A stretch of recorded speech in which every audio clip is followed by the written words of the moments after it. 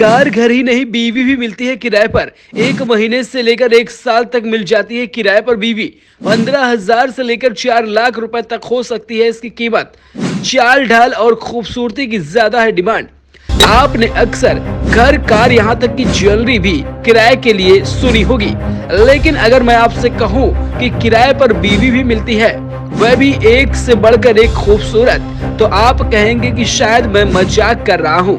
लेकिन मजाक बिल्कुल ये नहीं है, ये बात 100% सही है। दरअसल भारत में एक ऐसी जगह है जहाँ पर बीवी किराए पर मिलती है। ऐसी एक प्रथा के तहत किया जाता है और ऐसा होता है मध्य प्रदेश के शिवपुरी जिले के कई गाँव में। इस प्रथा को कहते हैं धटीजा प्रथा, जिसमें बीवियों को 1 महीने से लेकर 1 साल तक के लिए किराए पर दिया जाता है। और यह प्रथा भी अपनी जाति की है, और जब गांव के कुछ रईस लोगों को दुल्हन नहीं मिल पाती तो वह इस प्रथा को अपनाते हैं और इसके लिए बाकायदा एक बाजार आधारित व्यवस्था करी जाती है। इसी बाजार में महिलाओं को किराए पर देने का फैसला लिया जाता है।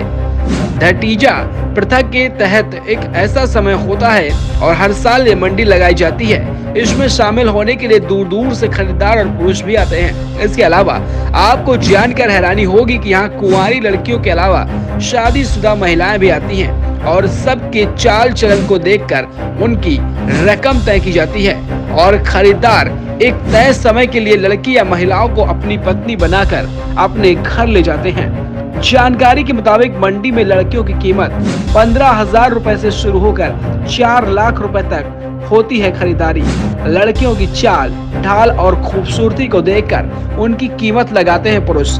1 साल या उससे कम समय की रकम अदा करके पत्नी को अपने घर किराए पर ले जाते हैं। आपको बता दें कि यह करार 1 साल के लिए होता है, वो भी स्टैंप पेपर पर। दोनों पक्षों के बीच 10 रुपए से लेकर 100 रुपए तक का स्टैंप पेपर पर एग्रीमेंट होता है और दोनों पक्षों की शर्तें लिखी जाती हैं। उसके बाद पति पत्नी दोनों एग्रीमेंट में साइन करते हैं और सौदा पूरे होने पर पति फैसला लेता है कि उसे यही पत्नी चाहिए या फिर कोई और।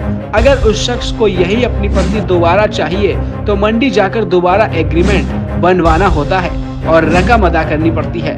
हालांकि इसको लेकर सवाल उठता है कि क्या जरूरी है कि पत्नी अपनी इस एग्रीमेंट वाली शादी से खुश है? अगर खुश नहीं है तो वह क्या करे? इस मामले में पत्नी को एग्रीमेंट तोड़ने का पूरा राइट होता है, यानी कि उसको हक दिया जाता है कि वह इस एग्रीमेंट को खत्म कर सकती है। अगर वह रिश्ते में खुश नहीं है तो वह एग्रीमेंट को बीच में तोड़ सकती है।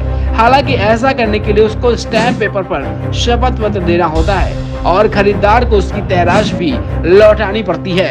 यह इसलिए रखा जाता है क्योंकि कई बार महिलाएं दूसरे पुरुषों से ज्यादा रकम मिलने पर ऐसा करती हैं।